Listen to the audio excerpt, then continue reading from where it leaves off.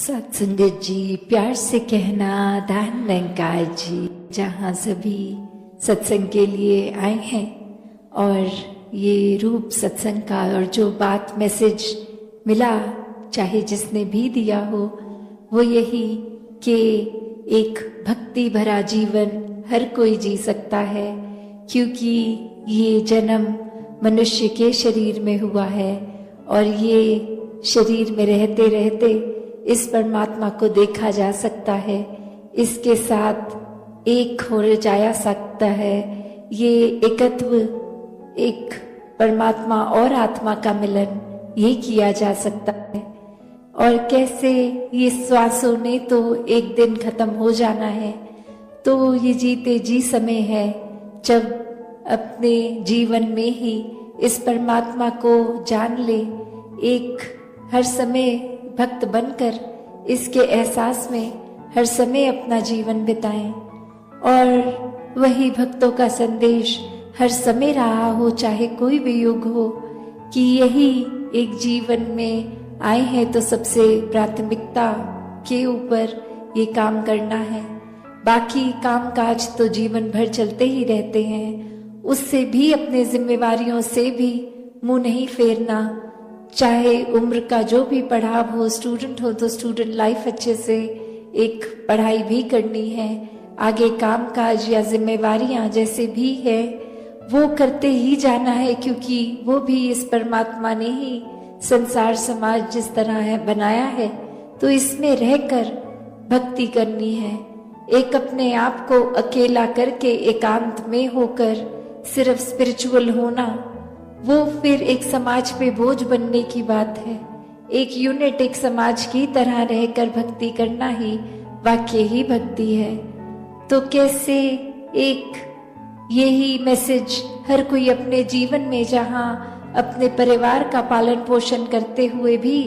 भक्ति पूरे समय कर सकता है, खाते पीते उठते बैठते काम करते, जब ये ध्यान, ये मन इस परमात्मा में होता है तो सारे काम भी बहुत सहज हो जाते हैं। और ये भक्ति का असली मूल क्या है? ये परमात्मा पे मन आधारित है, तो फिर ही भक्ति संभव है। और फिर हर कोई अपना असली पोटेंशियल जो पूरी तरह से क्या है उसको जानना है, तो फिर ये आत्मा तो परमात्मा की ही अंश है। Every soul is potentially divine. तो ये डिविनिटी की बात, ये परमात्मा ही हर एक में वास करता है। इस परमात्मा जैसा होना संभव हो जाता है इसके गुणों को अपनाया जाए जब,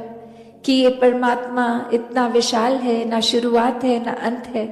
तो हमारे मन भी इस तरह विशाल हो सकते हैं, हर एक को अपना सकते हैं। ये भेदभाव, चाहे एक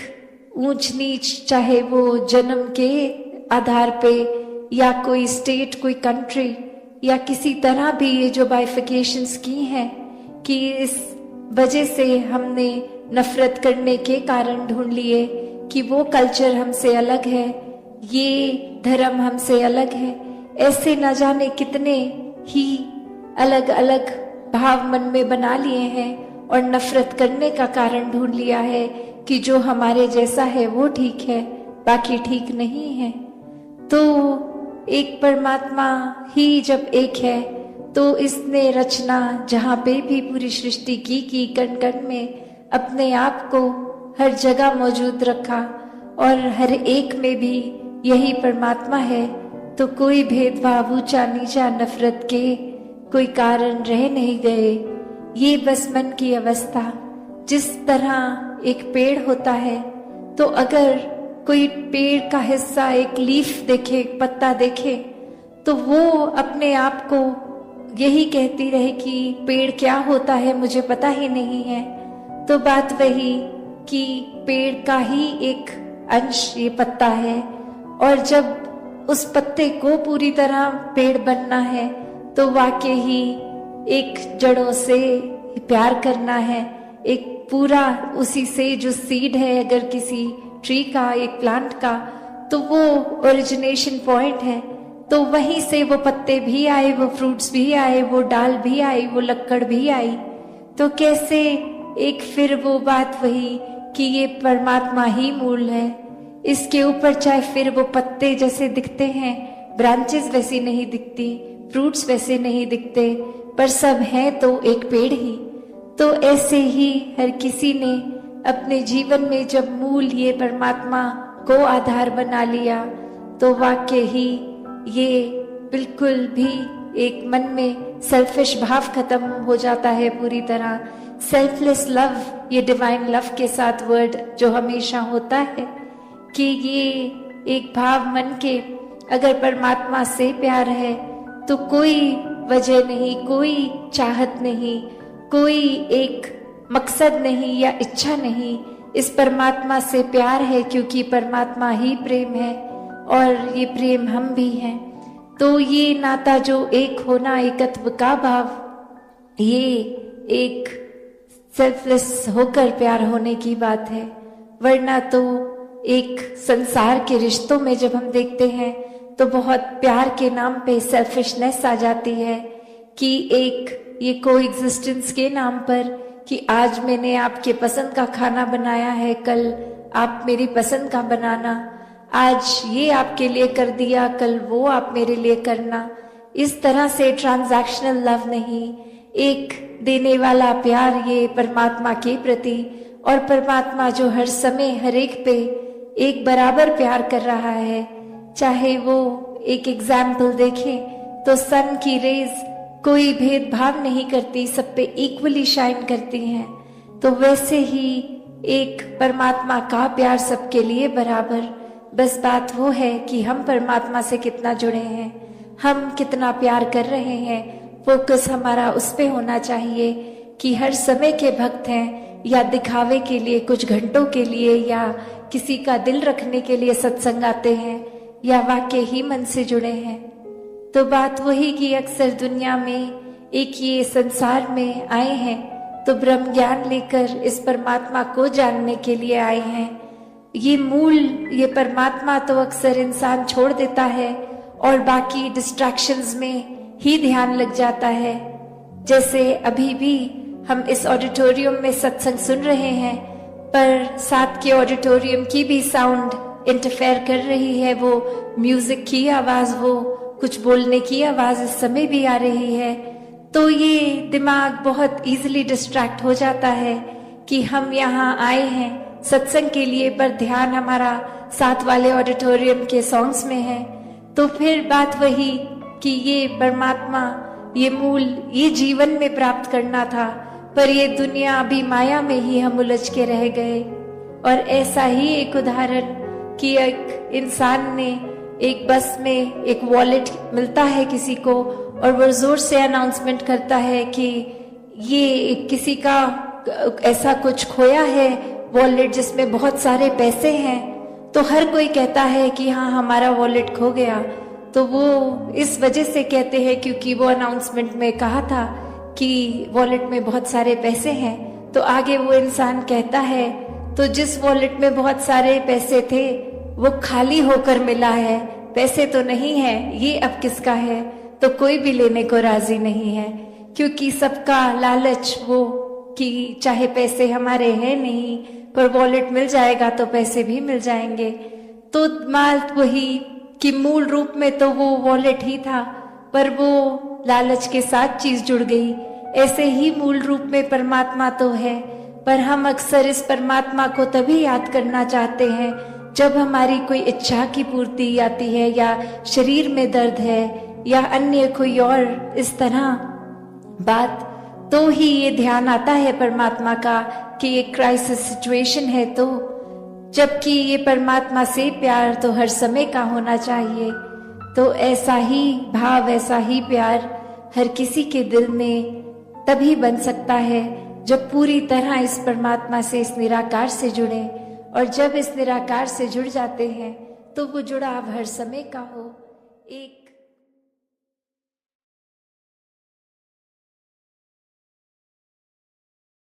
वो फीकी सी एक उसके साथ महसूसियत होने लगती है और कैसे फिर मन ये डगमगाने लगता है, सोच विचार हावी हो जाते हैं। फिर मन में वो चैन और सुकून का भाव कहीं ना कहीं खो जाता है। तो ये निराकार पे जब भी अपने मन को केंद्रित जो भी करता है, तो वो भाव मन के कि ये आनंद की अवस्था से मन विभोर, तो कैसे एक अपने जीवन में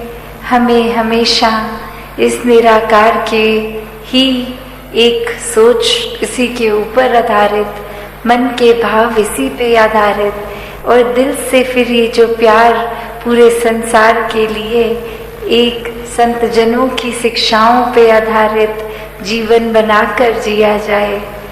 वरना तो संसार में आज हम देखते हैं तो लोग कोई भी चीज़ से बहुत आसानी से भ्रमित कर देते हैं। एक बात बोलकर कि वो जिसको हम रूमर्स का नाम देते हैं कि किसी ने कुछ कह दिया वो सच है नहीं है। कैसे आजकल हम सोशल मीडिया पे या वर्ड ऑफ माउथ से देखते हैं कि वो बात ठीक है नहीं है, बस आगे से आगे वो बात पहुंचा दी, हर किसी को कुछ भी बोल दिया, और ये भी खुद अपने एंड से चेक नहीं किया कि वो ठीक भी है कि नहीं है। दासी ने एक उदाहरण कुछ समय पहले आपके चरणों में रखा था, और वही कहानी फिर से कि कैसे एक कॉलेज में एक दूसरे देश का किसी व्यक्ति ने परफॉर्म करना, और वहीं वो भाषा जो वो व्यक्ति इस्तेमाल करते थे, बाकी अन्य वो स्टूडेंट्स उस भाषा को समझते ही नहीं थे। तो उन्हीं में से एक स्टूडेंट को मस्ती एक दिमाग में आई, और वो माइक से पहले उन वक्ता के खुद आ गए और बोलने लगे कि इनकी एक खासियत है, ये बहुत ही एक कॉमिक, एक बहुत ही मजाकिया एक हमारे आगे प्रस्तुति रखेंगे, पर खास बात यही कि इनके चेहरे के ऊपर एक्सप्रेशन, ये मुंह के हाव भाव चेहरे के बहुत ही सीरियस गंभीर दिखेंगे। हो सकता है एक हमें उनकी आवाज़ टोन से लगे कि ये गुस्सा भी हो रहे हैं, पर ये सब कुछ एक मजाकिया ही इनकी प्रस्तुति है, तो बार बार इनकी प्रस्तुति के बीच में हंसते रहना है। और ऐसा वो व्यक्ति बोलकर उतर गया, और अब वो परफॉर्मर आए, और वो जब अपनी एक स्पीच, एक अपना कला पेश करने लगे, तो सभी विद्यार्थी हंसने लग गए, और वही वो चेहरा और गंभीर होता गया कि मैं इतना सीरियस कोई मैसेज दे रहा हूँ, विद्यार्थी तो सभी हंस रहे हैं, पर वहाँ विद्यार्थियों के ऊपर ये प्रभाव उस एक स्टूडेंट का छोड़ा हुआ कि इसमें तो हंसना ही है, और पूरी परफॉर्मेंस में वो कहीं ना कहीं अपने आप से बीच में हंसते चले गए। और अब वो परफॉर्मर अंत में इतना उसमें गुस्सा आ गया, वो स्टेज को ही छोड़कर चला गया, और उसके एग्जिट पे भी विद्यार्थी और जोर से हंस रहे। तो वो भाव क्या कि एक व्यक्ति ने कैसे एक हर एक को, जो बात तो कुछ ऐसी थी नहीं, वो परफॉर्मर भी कोई मजाकिया अदाकारी नहीं, कोई एक बहुत ही गंभीर मैसेज, सोशल मैसेज देने आया, और किसी ने भी वो, क्योंकि एक कान में बात किसी एक व्यक्ति द्वारा गई कि ये ऐसा नहीं ऐसा है, तो हमने अपने दिमाग की वो परसेप्शन वैसे बना के उसी के ऊपर अपने मन के भावों को मोड़ लिया कि उस एक व्यक्ति ने जैसा कहा है तो ठीक ही कहा होगा। तो वैसे ही एक संसार का वातावरण कि एक व्यक्ति ने कुछ कहा, और हमने फिर चाहे वो संदेश क्या मिल रहा है क्या नहीं, उसको छोड़ के बस अपने दिमाग में जो धारणा पहले से बनाई थी उसी धारणा को लेके आगे अपना व्यवहार बदल दिया। तो इस पूरे स्टोरी में जो भाव है कि दुनिया में तो एक भ्रमित करने वाले बहुत ही मिलेंगे, हर किसी ने अपनी मान्यताओं के अपने एक्सपीरियंस और कुछ एक स्वभाव भी कभी कभी अड़चने डालने वाला किसी का, तो उसने अपने मुताबिक अपना फायदा देखते हुए ही एक ऐसा कह देना है कुछ, तो वो एक भ्रमित करने वाले तो हैं, पर वो गलती किसकी आती है जो वो भ्रम में पड़ जाए। जब हम महापुरुष होकर, एक ब्रह्मज्ञानी होकर, तो भी अगर हम भटक जाते हैं किसी के कुछ कहने पे, तो फिर ये चेतनता कहाँ है। अगर हम इस स्टोरी के केस में देखें तो फिर भी वो स्कोप हो सकता है कि वो भाषा नहीं समझते थे, तो किसी ने जो कह दिया उसी को ही सच्चाई मान ली। यहाँ तो हम वैसे सब बुद्धिजीवी, ये चेतनता रखने वाले, फिर भी एक अपनी बुद्धि को परे रखकर अक्सर अफवाहों में पड़ जाते हैं। एक आगे से आगे वो कुछ ना कुछ मैसेज दे देते हैं। तो कैसे हमें हर समय ये अलर्टनेस, ये चेतनता, क्योंकि ब्रह्मज्ञानी है तो एक ब्रह्मज्ञानी होने का एक ड्यूटी, ये रिस्पॉन्सिबिलिटी भी है कि हर समय की चेतनता होनी है। ये ब्रह्मज्ञानी होने का मतलब ये नहीं कि हम इस जहाँ निराकार के आश्रय, इसके रंग में रंगे हर समय एक आराम से इसी के रंग में आराम से तैरते हुए हैं, गोइंग विद द फ्लो वाली भाव। तो फिर भी ये चेतनता तो एक कैरेक्टरिस्टिक है ब्रह्मज्ञानी का। ये कहीं भी नहीं है कि अगर आप एक भोले संत हैं, एक ब्रह्मज्ञानी हैं, तो आप चेतनता का प्रयोग नहीं करेंगे। नहीं, संत स्वभाव ही चेतनता का उसमें योगदान होता है कि संत कभी भी ऐसा कोई कार्य नहीं करते जो इस निराकार के एहसास या कोई एक अच्छी शिक्षाओं से विपरीत होता है। एक माइंडलेस एक्टिविटी में कभी कोई भी संत इंडल्ज नहीं करता, तो वो परख भी कि क्या ठीक है क्या गलत है, हर समय का वो डिसीजन बनाना, यह चेतनता ही एक उपयोग में आती है। तो अक्सर कोई ना कोई ये बात को भी उस तरह बोल देता है कि ये तो सब निराकार ही कर रहा है, तो खुद उसमें अपने एक वेस्टेड इंटरेस्ट, एक अपने फायदे की चीज छुपाकर, एक उस तरह जैसे मुहावरा यूज होता है कि किसी के कंधे पे बंदूक लगा दी तो बात वही, फायदा हमारा, और बात को उस तरह मोड़ दिया कि हमारा इसमें कोई फायदा नहीं, ये तो बस निराकार करता जा रहा है। तो हमेशा ये एक चेतनता का प्रयोग संतों ने हमेशा से जहाँ किया भी है और उनके जीवन से भी झलकता है, जहाँ ये आनंद लेना है, इस निराकार की मस्ती में चूर रहना है, वहाँ हर समय एक अलर्टनेस की भी बात है कि कहीं कोई ऐसी चीज तो नहीं हो रही जो हमसे हमारे नुकसान और किसी और के नुकसान के लिए हो रही है, या फिर अक्सर कोई ऐसी बात कि अगर हमारा भी कोई फायदा उठा रहा है तो उसमें भी चेतनता का ही प्रयोग होता है। तो एक वही बात कि अपनी बुद्धि को उस तरह एक माइंड को क्लोज नहीं कर देते संत, बल्कि दिमाग को इतना विशाल बना देते हैं। भी पढ़ा रहे हों जब, तो उनको भी अच्छा लगता है, माता पिता को भी। तो वो विद्यार्थी अक्सर कोई भी मोटिवेशन को बना के अगर देखे और उसको एग्जाम जब आए, वो परिणाम आया, रिजल्ट आया, तो उसमें भी उसके नंबर बहुत अच्छे अगर आ गए, तो वो एक स्टूडेंट के लिए जहाँ आइडियल सिचुएशन है कि अब मुझे इस साल जितना भी एक नॉलेज मेरी बढ़नी थी, मैं उसकी प्राइम में हूँ, मेरा रिजल्ट बहुत अच्छा आ गया, मैं फर्स्ट भी आ गई क्लास में। तो पर वो स्थिति ने भी बदलना है, परिणाम फाइनल्स के आते ही वो अगली क्लास में एक प्रवेश होना है। तो कैसे उस समय भी अगर एक स्थिति एक आइडियल थी जहां नंबर 1 भी थे और सब अपने मुताबिक हो रहा था, स्वयं से भी खुश थे, एक प्राउड मोमेंट अपने लिए, परिवार के लिए भी था।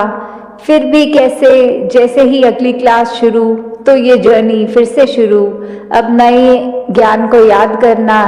नई नॉलेज देखते हुए फिर उसी की ओर कि कैसे साल के एंड में एक अपनी परफॉर्मेंस को कायम रखते हुए, तो कैसे एक सिचुएशन जो आइडियल है और उसमें से बेस्ट रिजल्ट भी मिला है तो भी उसने चेंज हो ही जानी है। तो इसी के साथ अगर हम ये देखें कि हमारे जीवन में हमने पहले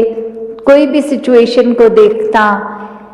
तो कैसे एक उदाहरण एक वृक्ष का लें, पेड़ का लें, कि कैसे उसमें फल भी आते हैं अपने सीजन के हिसाब से, उससे पहले फूल आते हैं, और जब ये समय फल उतरने का आ जाता है फिर वो पतझड़ का मौसम जहाँ पत्ते तक निकल जाते हैं उस पेड़ से, तो कैसे वो एक सीजनल एक मौसम के हिसाब। आज जितने भी हमने भाव हर एक के सुने, जिसका भी एक मीडियम बनाकर जो भाव पहुंचाया हर एक ने, तो वो भाव यही कि इस परमात्मा को चाहे किसी भी नाम से संबोधित कर लें, वो इस कण कण में रहता है, और कैसे इस निराकार से हम आए हैं, इसी का अंश हैं, और यही फिर एक हमारी ह्यूमन बॉडीज में जो हमारी इस समय आत्मा है वो भी इस निरंकार का ही अंश है। तो कैसे हमें अपने आप को जानना है, किस तरह जाने अपने आप को, वो तभी पॉसिबल है जब एक परमात्मा को जान लें,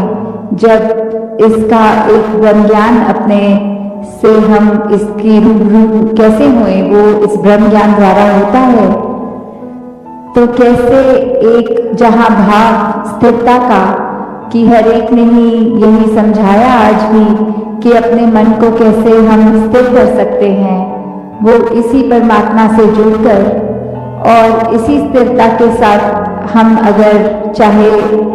ये भी देखें कि साथ साथ और क्या होता है, अगर हम बात करते हैं स्थिर, स्टिलनेस, कामनेस, कंपोजर, तो एक संतुष्टि भी साथ ही एक उसी के अंदर एक होल का पार्ट अगर बात करें तो कैसे ये संतुष्टि को अपने जीवन में हम लाएं, कि कभी अगर ये भी देखा जाता है कि हालात ऐसे हो जाते हैं कि एक हम बोलते हैं कि हमने चाहा तो था ये हो जाए वो हो जाए, फिर बहुत चीज़ें ट्राई करी, वो नहीं हो पाया, और उसके बाद जब अगर नहीं हो पा रहा तो हमने वी हैव गिवन अप और हम संतुष्ट हो गए। तो इसको भी हम संतुष्टि नहीं कह सकते, क्योंकि ये बाय फोर्स कुछ हुआ है। अगर ये स्थिर रूप में एक सहजता के साथ ही संतुष्टि का होना पॉसिबल है, कि कैसे हम अगर सब कुछ ट्राई करने से पहले ही ये मान लें कि इस चीज का चलाने वाला तो ये परमात्मा है, ये कार्य अगर संभव होगा तो भी परमात्मा के ही हुक्म में संभव होगा, वरना इसने चाहे हम कितना भी अपना जोर लगा लें वो संभव होने वाला एक हो ही नहीं सकता। ये परमात्मा की प्राप्ति, इस परमात्मा के हो जाना,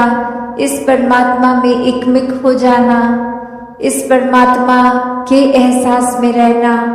ये ब्रह्म ज्ञान द्वारा जीवन को सफल कर लेना ही असल में सफलता है। चाहे इस परमात्मा ने रहने के लिए जो व्यवस्था करी है, चाहे वो महल रूप, चाहे झोपड़ी रूप, चाहे किसी तरह का भी कल्चर एक रहना, किसी तरह का भी खाना पीना, तो ये सब मुबारक है। जीते जी जिम्मेवारियां भी निभाना मुबारक है। एक भक्ति करनी है तो जिम्मेवारियों को सांसारिक रूप, सामाजिक रूप, ये सेवा भाव तभी आएगा सबके प्रति जब अपनत्व का भाव होगा। तो ऐसे तो जीना है एक अपने कर्तव्यों को पूरे करते करते। पर हर संत ने समझाया कि इस दुनिया में रहना है, पर इस दुनिया में इस तरह खचित नहीं होना कि इस परमात्मा के प्रति ही ध्यान न जाए। ये स्पिरिचुअल एस्पेक्ट जीवन का इसमें पीछे रह जाए और ये भौतिक जीवन को ही आगे बढ़ाते रहें। तो चीज़ों का इस्तेमाल करते हुए, सदुपयोग करते हुए जीवन जीना है और अंदर से सिर्फ इस आध्यात्मिक जीवन को ही एक ज़्यादा पुश देना है। इसके प्रति, इस निराकार परमात्मा, इसको जानकर फिर इसी की भक्ति में, इस प्रेम में चूर होके जीवन को जीना है। तो कैसे संतों ने जब समझाया कि सफल जीवन ये एक तब है जब आध्यात्मिक रूप से पूर्ण हो। एक महल माड़ियाँ, गाड़ी, उपलब्धियाँ, पढ़ाई लिखाई इत्यादि सब मुबारक है, पर वो तभी सही मायने में मुबारक है जब हर पल में इस परमात्मा को भी शामिल किया गया। वरना तो एक दौड़ भाग ही लगी रहती है।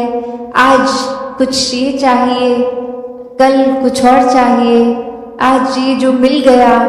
कल फिर प्रार्थना कि इसको बदल दिया जाए। इस तरह नहीं हो जीवन। एक उपलब्धि है तो इतने सालों से उसी उपलब्धि पे है, कोई प्रमोशन नहीं हो रहा। एक उस तरह की इच्छाएं चाहे छोटी सी हो, वो एक बच्चे के अंदर भी हो सकती है और किसी वृद्ध के अंदर भी वो इच्छाओं ने तो अपना काम करते जाना है। तो यहाँ पे आध्यात्मिक रूप जब साथ होता है जीवन में तो समझ आता है कि इच्छाएं मन में आ रही हैं तो अगर पूरी हो रही हैं उसमें भी हमारी भलाई है, और अगर मन मुताबिक कुछ हो नहीं रहा, इस परमात्मा ने कुछ और चाहा है तो भी एक इसमें भी भलाई है। तो कोई संकीर्णताओं में, कोई छोटी छोटी चीज़ों को पकड़ के भक्त नहीं बैठते। भक्त भी इस परमात्मा की तरह विशाल होते हैं, अपने मनों को विशाल कर लेते हैं कि ये जीवन में इस तरह छोटी बातों में उलझना नहीं है, ये नफरतों के कारण नहीं बनाने।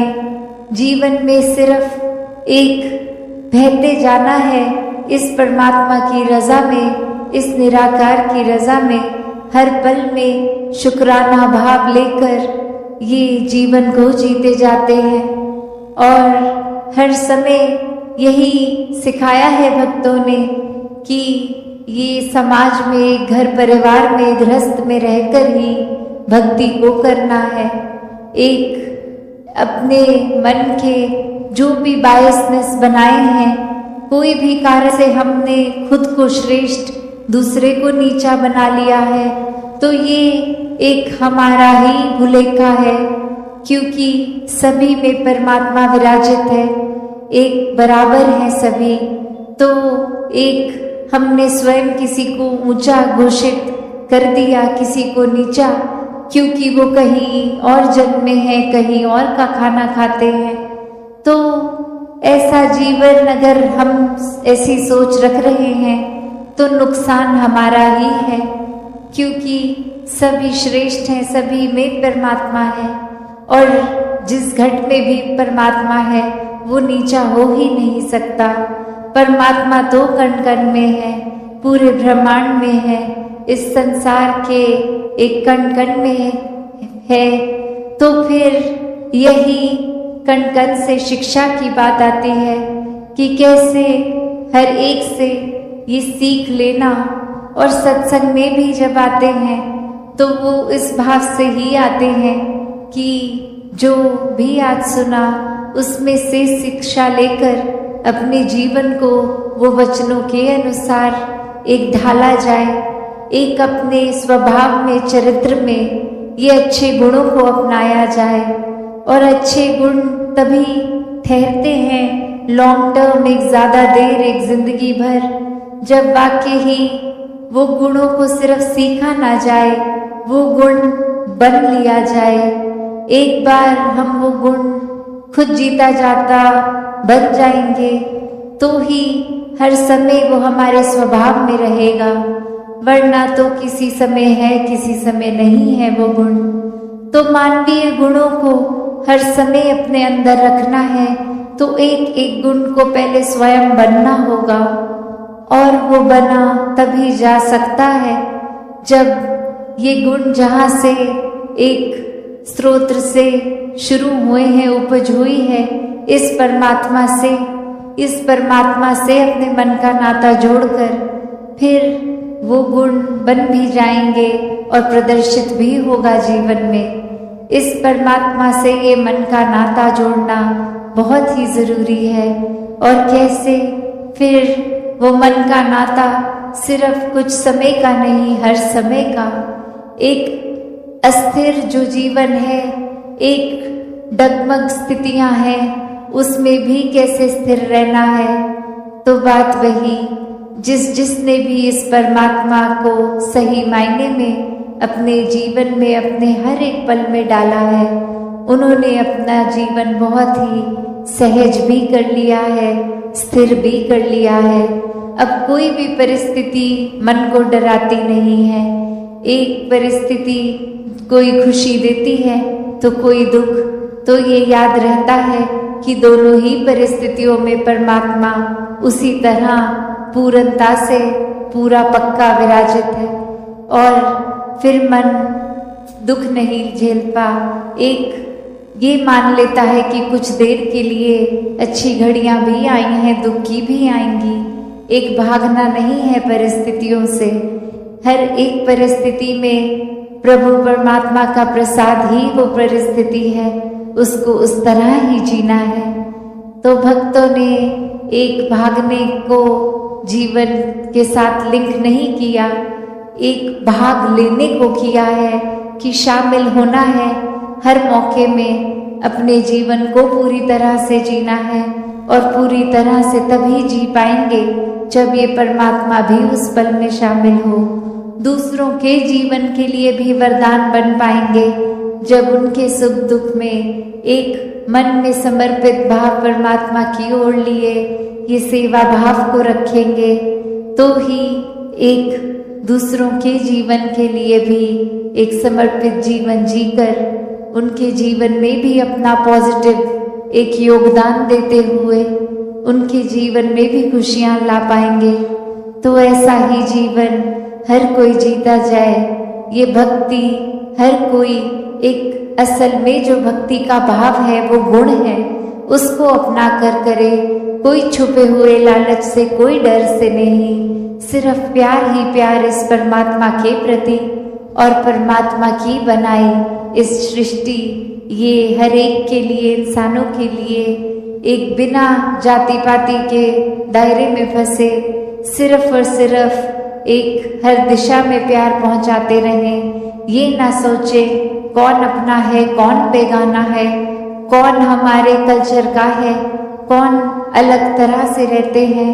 बस ये प्यार बन के हर एक तक प्यार पहुंचाएं। हर पल में इस निराकार को याद रखें, तभी जीवन वाकई ही सफल जीवन है। वरना तो फिर उसी तरह दुनियावी परिभाषा तक ही जो उपलब्धि आज है कल ना हो, तो फिर उसको एक सफल जीवन नहीं मानता इंसान। तो हर समय ये सफलता में रहना है, इस परमात्मा का सहारा लेकर हर पल बिताना है। भक्तों ने युगों से ये जो संदेश दिया है कि कैसे इस परमात्मा को जानकर फिर अपने जीवन में बदलाव आ सकता है, तो किस तरह ये जो हमारी धरती है इतनी सुंदर है, पर्वत भी है, इसमें रेत भी है, पानी समुद्र के तरह, किसी नदी की तरह, या कितना सारा अलग तरीके से पानी भी जहाँ है। तो इतनी भिन्न भिन्न तरह से ये जो धरती में दिखने के लिए तो काफी अलग चीजें हैं जिसकी हम सुंदरताएं निहार सकते हैं। तो इसको खूबसूरत ये जो बना रहा है, अगर हम हर एक के गुण भी देखें कि ये जो कुदरत है उसमें अगर जहाँ पहाड़ की जिक्र आ रहा है, तो पहाड़ में कितना ऊंचा, कितना मजबूत, कितना उसमें एक हाइट भी होती है, तो कैसे अगर पानी की ओर देखें तो कैसे नदी नीचे की तरफ आती है और अपने इस सागर रूप में मिलती है,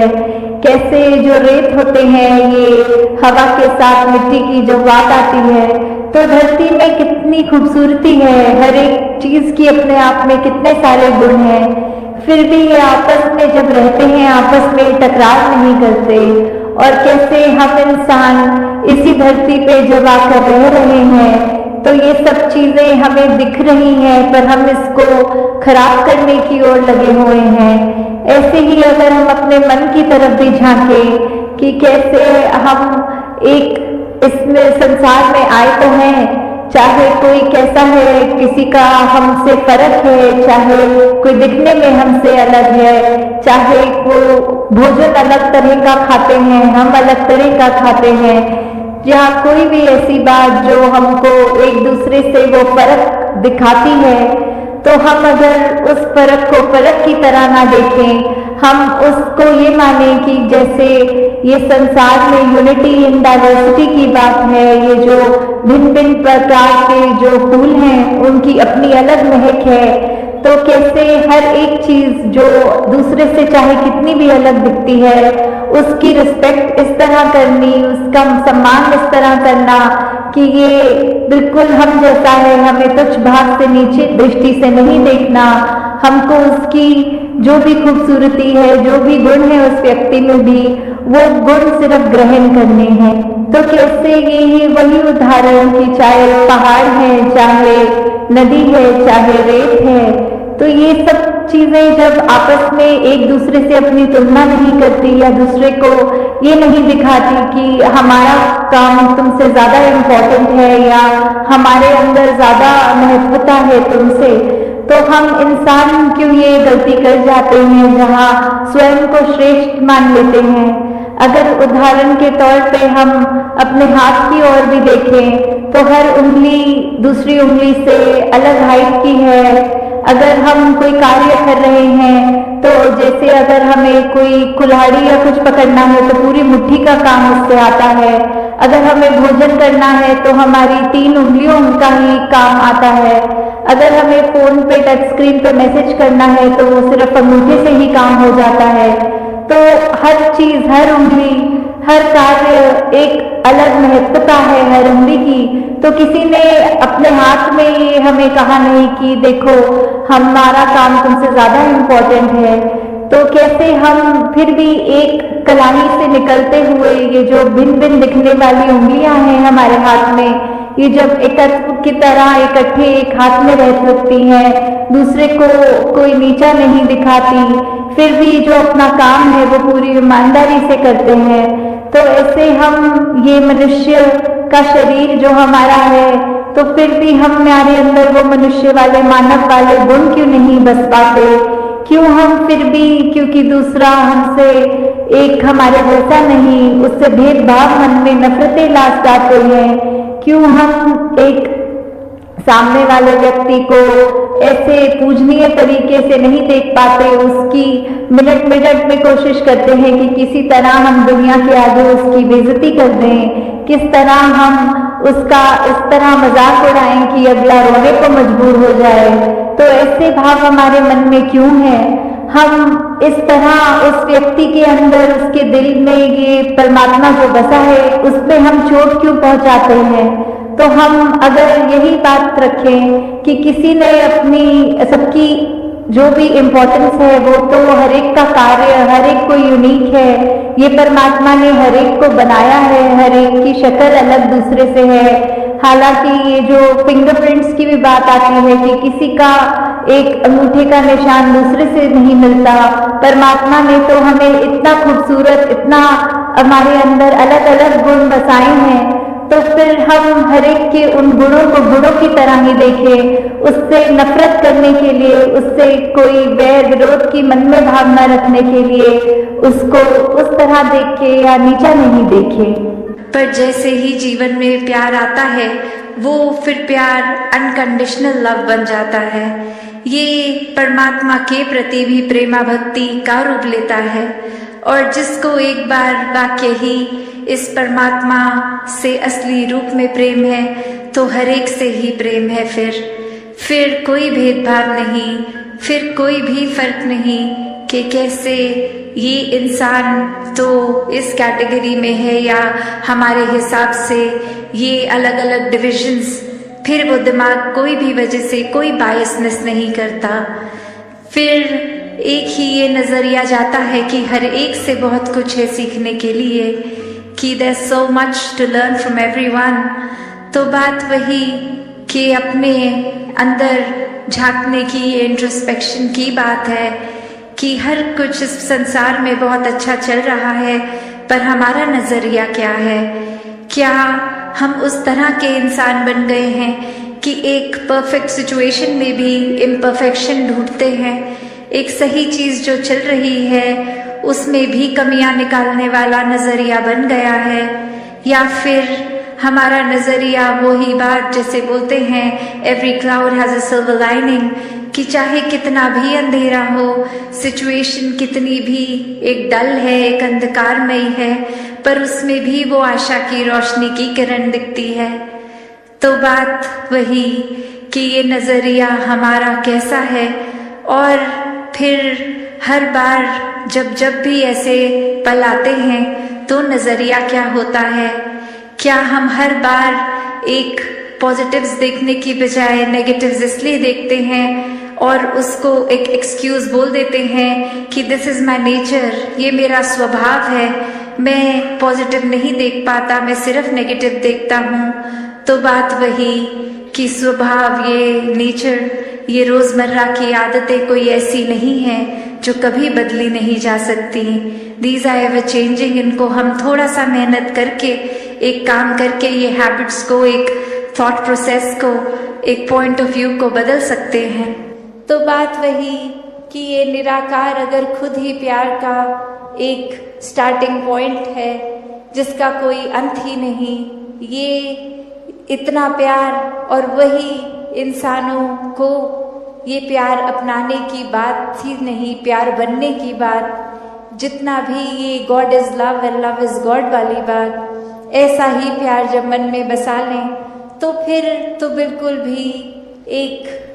अलग अलग करके किसी को देखा ही नहीं जा सकता। ये बराबर का प्यार, एक प्यार फिर वो बहती नदी की तरह जो हमेशा एक अपनी पूरी, एक अपने आप को समर्पित रूप में देकर बहती जाती है।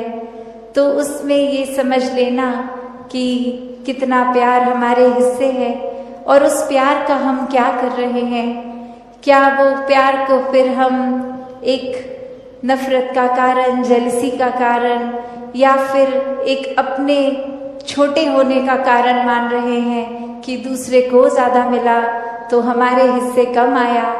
या फिर जितना है जो है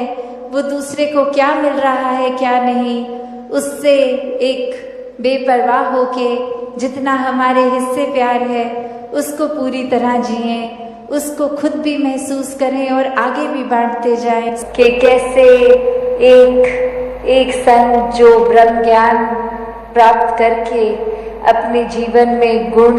जो एक एक के होने चाहिए, और रोल मॉडल्स के रूप में जितने भी संतों का नाम आज भी सुनाया, ये एक परिवार जो आज की डेट में मिशन इतना बड़ा कि एक एक का नाम भी लेना वो पॉसिबल नहीं है। सब अपने आप में पूर्ण संत किस तरह एक भाव मन में इस निरंकार की याद रखते हुए, सेवा का भाव लेते हुए, समर्पित अपना मन लेते हुए, एक जीवन को जो एक पल पल में किस तरह इस दातार को ही समर्पित अर्पित होते हुए अपने मन को जो जी रहे हैं, और किस तरह चाहे वो जगत माता जी का नाम लिया गया, शहंशाह जी का लिया गया, और किस तरह राजमाता जी, माता सविंदर जी, हर एक जिस तरह भी नाम हमने चाहे सुने हो, सद्गुरुओं के भी आज लिए गए और संतों के भी उनके साथ ही लिए गए, कि ये भाव मन में कि ये दृष्टि जब ब्रह्म ज्ञान की एक जीवन में आ जाती है तो एक दशा और दिशा ये एक हो जाती है। जब इस एक को जान लेते हैं, इसी की ओर, इस दातार, इस निरंकार के तरफ मुख रख के मुख उजला जब हो जाता है तो पल पल में ये ब्रह्म ज्ञान जिया जाता है कि सिर्फ ब्रह्म ज्ञान ले लेना ही मुक्ति का एक फाइनल नहीं, ब्रह्म ज्ञान जीना पल पल। और ब्रह्म ज्ञान पल पल कैसे जिया जा सकता है? वो भाव की दिल को, इस मन को दातार के रंग में हर समय रंगा जाए। ये जो संत हैं, महापुरुष हैं, इनकी चरण रज, इनके जो भी बातें सुनने को मिल रही हैं, इनसे शिक्षाएं, वो सुन सुन के अपने जीवन पे सुधार करना। कैसे मन से सिमरन, पैरों से सत्संग और हाथों से सेवा, ये हर कोई जब करता जाता है तो ही ब्रह्म ज्ञान को जीते हुए, जैसे कण कण से शिक्षा लेते हुए अपने जीवन के हर पहलू में एक एक समय में उसको कैसे जिया जाए, उस घड़ी को, वो ब्रह्म ज्ञान जीना है। कि जब इस निरंकार को याद रखते हुए कोई भी काम करेंगे, और वो सारे पलों से ये जिंदगी बनी है, तो हर पल में जब ये दातार है तो पूरी जिंदगी ये दातार है। तो बस एक कर्तव्य जो एक भक्त का रहता है वो यही कि हमने इस निरंकार को कभी नहीं भूलना। चाहे हम देश के तरफ भी नजर डालें तो इंडिपेंडेंस डे, वो एक देश का आज़ाद होना, कैसे एक इतने सालों की स्लेवरी से मुक्त हुआ देश और एक देशवासी आज़ाद हो गए। और अब ये शरीर तो आज़ाद बंधन से, पर ये आत्मा, ये जीवन हमारा, ये भी आज़ादी तभी प्राप्त करता है जब ब्रह्म ज्ञान एक झोली में हो। कैसे हम छोटे छोटे उदाहरण में देखें कि अगर हम कोई एक ट्रेन में, एक जहाज में, गाड़ी में, बस में, कहीं पे भी बहुत लंबी यात्रा कर रहे हों, और जैसे ही वो वाहन का रुकना हुआ, सबसे पहले एक इच्छा होती है कि दरवाज़ा खोल के ज़रा बाहर 1-2 मिनट टहल के अपने एक जकड़ा हुआ शरीर, उसकी कुछ अंगड़ाई ले लें या किसी तरह स्ट्रेचिंग एक्सरसाइज कर लें कि ये इतने देर से बंधा बंधा शरीर फील हो रहा था, एक लग रहा था कि बॉडी में ब्लड सर्कुलेशन नहीं हो रही, और अब कैसे वो रुकी है ट्रेन, तो बाहर उतर के प्लेटफॉर्म पे ही शरीर को, एक मसल्स को रिलैक्स करने के लिए एक यत्न किया जाता है। कैसे एक एयरक्राफ्ट में बैठते हैं, जैसे ही लैंडिंग होती है सबसे पहले अपनी सीट बेल्ट खोलने की इच्छा तुरंत, कि ये पहला मौका मिला नहीं कि वो सीट बेल्ट खोल के शरीर को एक रिलैक्स किया, आज़ाद किया। तो जब हम ये देखते हैं कि पल पल में एक कुछ समय के लिए चाहे कैसे भी बंदिश आती है, एक तन हमारा वो आज़ादी की ओर, उसकी बंदिशों से अपने आप को तोड़ने की कोशिश on the first given chance करता है कि इसी मौके में ये कर लिया जाए। तो जब शरीर कुछ देर के लिए, कुछ घंटों के लिए अपनी बंदिश बर्दाश्त नहीं कर सकता, तो एक नज़र इस आत्मा के ऊपर भी डालें। ये तो युगों युगों से शरीरों में बंद कर जी रही है, कैसे इसका एक फाइनल, इसकी आज़ादी हो। वही बात कि सब चीज़ इस निरंकार से शुरू होती है, इस निरंकार में ही रहती है, और इस निरंकार का जहाँ जहाँ वास है, जो इस निरंकार में एक अंदर उसके घुल गया, तो वो भी कण कण में पूरी सृष्टि के। तो अपने आज़ादी के बारे में अगर रूह की सोचा जाए तो ब्रह्म ज्ञान द्वारा कि किस तरह एक इंसान का मिलन ये शरीर से उठकर ये जो आत्मा शरीर में बसती है, इस परमात्मा की अंश, इसका जब असली घर मिल जाता है, एक पता चल जाता है आत्मा को कि हम इस निराकार से ही आए हैं, इसी में रहना है। जब हम पल पल जीते जी ये मुक्त अवस्था में रहेंगे, सब कुछ इस दातार के ऊपर छोड़कर, ये अपने आप को डूअर ना मानते हुए, निराकार को ही कर्ता मानते हुए, इसकी हर रज़ा को खुशी खुशी सद्वचन करते हुए जब जीवन जिया जाता है, तो वो एक आज़ाद जीवन, एक ये जीते जी जो दासी अक्सर कहती है कि जीते जी ब्रह्मलीन होने की अवस्था, कि जो इस संसार में चैन से जी गया, वो ही ये यात्रा पूरी होने के बाद एक चैन से अपनी आंखें बंद करके मृत्यु प्राप्त कर ले, कि जब हर पल में ये दातार जीवन के याद है, तो फिर स्वाभाविक ही है कि अंतिम घड़ी तक इस दातार ने याद रहना। तो सब अपने विश्वास को जहाँ पक्का रखें, वहीं एक लेगेसी मिशन की इतनी स्ट्रॉन्ग, उस पे पल पल अपने आप को मिशन की हर सिखलाई पे, आइडियोलॉजी पे बेस करके एक जो इतनी सुनहरी हिस्ट्री रही है मिशन की, उसका पार्ट, क्योंकि आने वाले समय में हम भी हिस्ट्री ही बन जाएंगे, किसी ने हमेशा के लिए नहीं रहना, तो आज हम ऐसा इस मिशन को अपनी तरफ से क्या देन दे के जा रहे हैं। दासी हर किसी के लिए अरदास करती है। साथ संगत जी, धन निरंकार जी।